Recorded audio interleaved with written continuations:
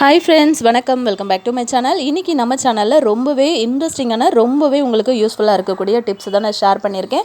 So video எப்போவும் சொல்கிற மாதிரி ஸ்கிப் பண்ணாமல் பாருங்கள். இப்போ ஒரு மிக்ஸி கப் எடுத்துக்கலாங்க. அதில் ஒரு சின்ன தக்காளி, ஒரு சின்ன வெங்காயம் சேர்த்துக்கோங்க. இப்போ நான் எடுத்துருக்கிற அளவு 3 பேருக்கு எடுத்திருக்கேன். ஸோ 2 துண்டு இஞ்சி நான் எடுத்திருக்கேன். ஆனால் இதில் ஒரு துண்டு தான் சேர்த்துக்க போகிறேன். ஒரு 5-6 பல் தேங்காய் சேர்த்துக்கோங்க. அதே மாதிரி ஒரு 5 வெள்ளைப்பூடு சேர்த்துருக்கேன். 2 பச்சை மிளகா சேர்த்துக்கலாம். இப்போ இதில் நம்ம கூட என்ன சேர்க்குறது அப்படின்னு பார்த்தீங்க அப்படின்னா, 1 ஸ்பூன் அளவுக்கு கசகசா சேர்த்துக்கோங்க. கசகசா இல்லை அப்படின்னா கண்டிப்பாக உங்ககிட்ட முந்திரி இருந்ததுன்னா சேர்த்துக்கோங்க. கூடவே பார்த்திங்கன்னா ஒரு 1/2 ஸ்பூன் அளவுக்கு சோம்பு சேர்த்துருக்கேன். இப்போ இது எல்லாத்தையும் சேர்த்து நல்லா ஃபைன் பேஸ்ட்டாக அரைச்சி எடுத்துக்கலாம். இப்போ இந்த பேஸ்ட் எதுக்காக அப்படின்னு பார்த்தீங்கன்னா, நம்ம ரோட்டு கடையிலலாம் வாங்கி சாப்பிடுவோம் இல்லையா தக்காளி குருமா. ஸோ அந்த தக்காளி குருமா நம்ம வீட்டில் செய்யும்போது அவ்வளோ டேஸ்ட்டாக இருக்கிறதில்ல. ஸோ கண்டிப்பாக இந்த மாதிரி நீங்கள் செஞ்சு பார்த்தீங்கன்னா அந்த மாதிரியான ஒரு டேஸ்ட் உங்களுக்கு கிடைக்கும். ஸோ கண்டிப்பாக ட்ரை பண்ணி பாருங்கள்.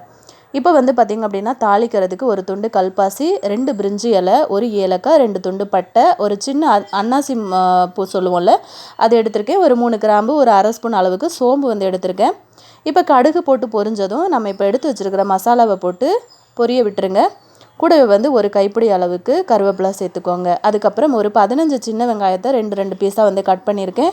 ஸோ அதையும் சேர்த்துக்கலாம். ஒரு சின்ன தக்காளி எடுத்திருக்கேன். டோட்டலாக நான் பார்த்திங்கன்னா 2 தக்காளி எடுத்திருக்கேன். இப்போ நல்லா தக்காளி வதங்கட்டும். இப்போ தேவையான அளவுக்கு உப்பு சேர்த்துக்கலாம். சேர்த்துட்டு இதை மூடி போட்டு மூடி வச்சுருங்க. ஒரு 2 நிமிஷம் கழித்து பார்த்திங்கன்னா தக்காளி நல்லா வதங்கி இருக்கும். இப்போ கொஞ்சமாக மஞ்சத்தூள், அதுக்கப்புறம் தனி மிளகாத்தூள் சேர்த்துக்கோங்க. சேர்த்துட்டு இது நல்லா எல்லாத்தையுமே கலந்து கொடுத்துருங்க. இப்போ நம்ம அரைச்சி வச்ச இந்த மசாலா பேஸ்ட்டை உள்ளே ஆட் பண்ணிக்கலாம். நீங்கள் இந்த மாதிரி செஞ்சு குருமா பண்ணிங்க அப்படின்னா இட்லி, தோசை, சப்பாத்தி கூடலாம் ரொம்பவே அல்டிமேட்டான ஒரு காம்பினேஷனாக இருக்கும்.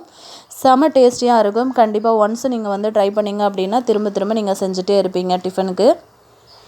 இப்போ இதை நம்ம மூடி போட்டு மூடி வச்சிடலாம். இப்போ பாருங்கள் நல்லா ஒரு இந்த அளவுக்கு வெந்து வந்திருக்கு.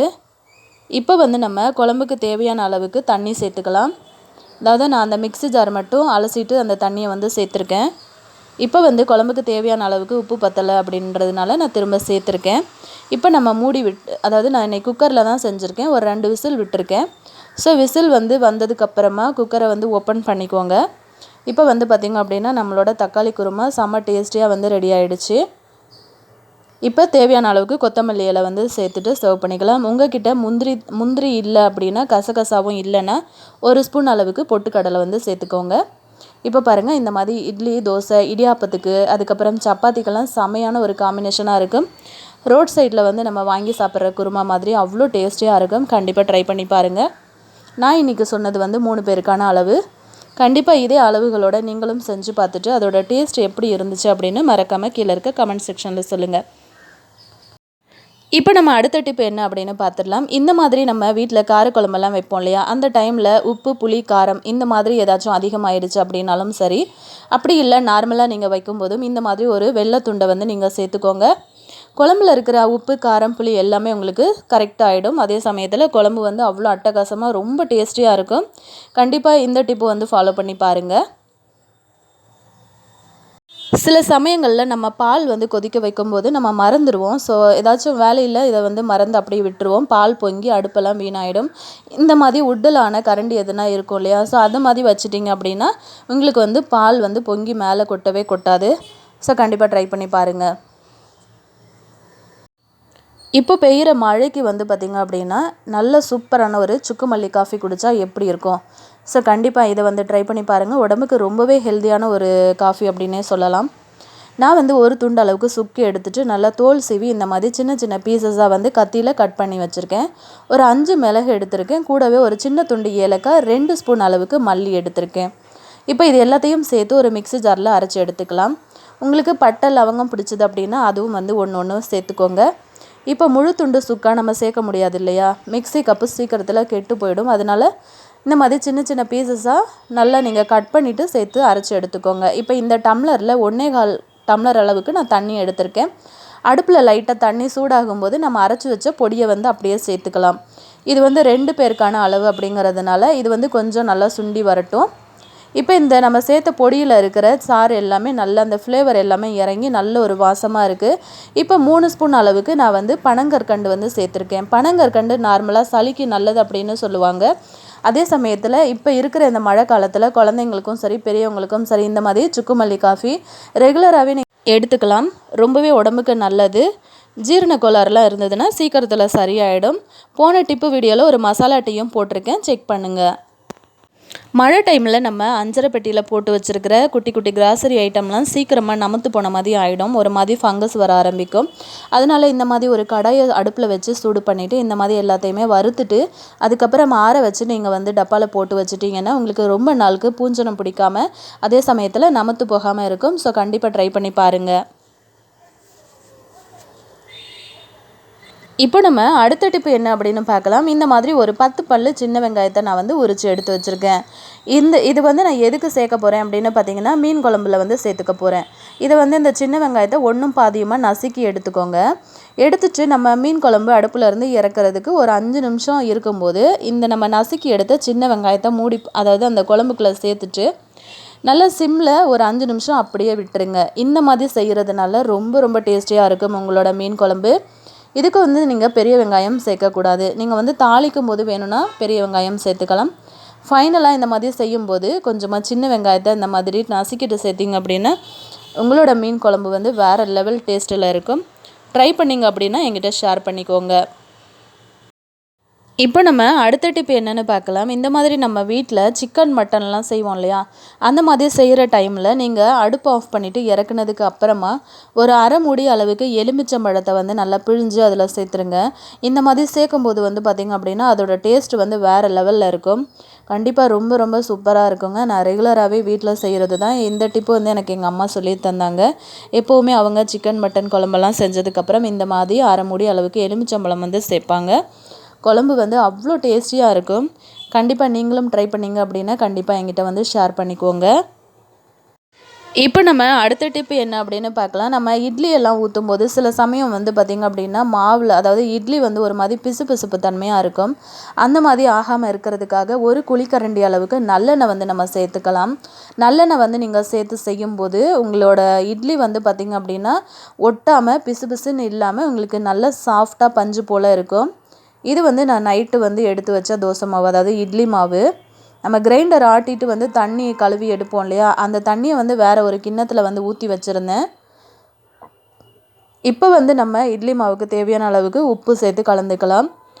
நீங்கள் வந்து இட்லி சோடாத்தூள் போடுறீங்க அப்படின்னா அதுவும் வந்து சேர்த்துக்கலாம். இப்போ ஒரு குழிக்கரண்டி அளவுக்கு நல்லெண்ணெய் வந்து சேர்த்துக்கோங்க. சேர்த்துட்டு நல்லா அந்த மாவை வந்து கலந்து கொடுத்துட்டு அதுக்கப்புறமா நீங்கள் வந்து இட்லி ஊற்றி பாருங்கள்.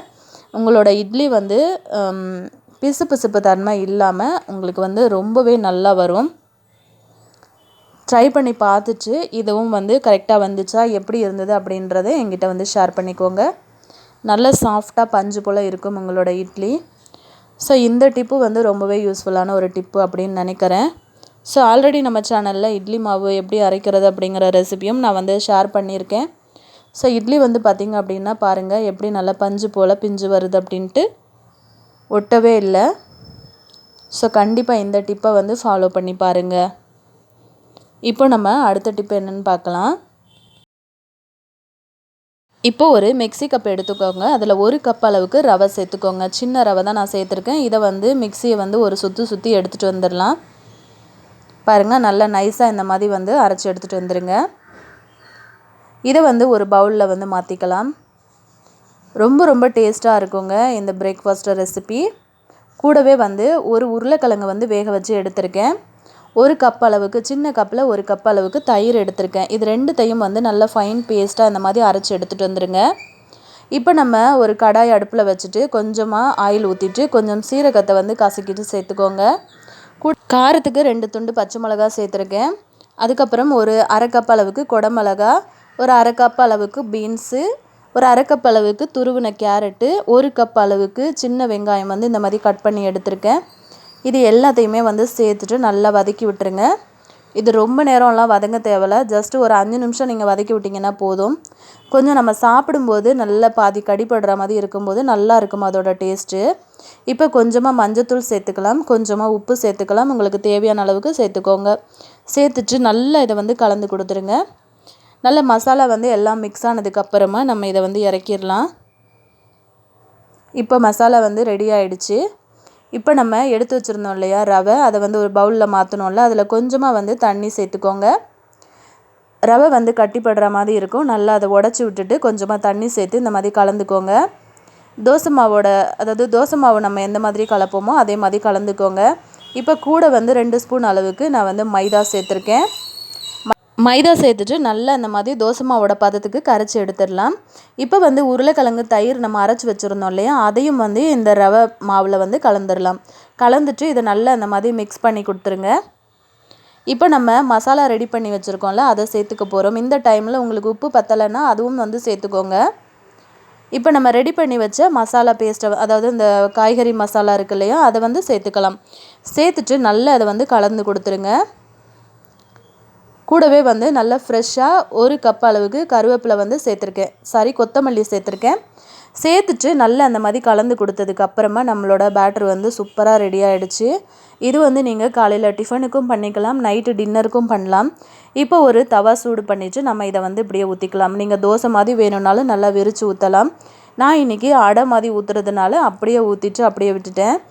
சைடில் வந்து ஆயில் வந்து சேர்த்துக்கோங்க. நெய் சேர்த்துக்கிட்டிங்கன்னா இன்னும் சூப்பராக இருக்கும். ஒரு மூடி போட்டு மூடி வச்சுருங்க. இப்போ நம்ம ஓப்பன் பண்ணி பார்த்திங்க அப்படின்னா 2 நிமிஷத்தில் நல்ல ஒரு சைடு நல்ல ஒரு கோல்டன் ப்ரௌனில் வந்திருக்கும். இப்போ இதை வந்து திருப்பி போட்டுருங்க. ஒரு 2 நிமிஷம் மூடி வச்சுருங்க. இப்போ நம்மளோட சூப்பரான ரவா பிரேக்ஃபாஸ்ட் வந்து சூப்பராக ரெடி ஆயிடுச்சு. வெறும் ரவை மட்டும் வச்சு செமையாக பண்ணிட்டோம். இந்த ரெசிபி உங்களுக்கு பிடிச்சிருந்தது அப்படின்னா கண்டிப்பாக ட்ரை பண்ணி பார்த்துட்டு எப்படி இருந்துச்சுன்னு என்கிட்ட ஷேர் பண்ணிக்கோங்க. இன்றைக்கி நான் ஷேர் பண்ண எல்லா டிப்ஸ்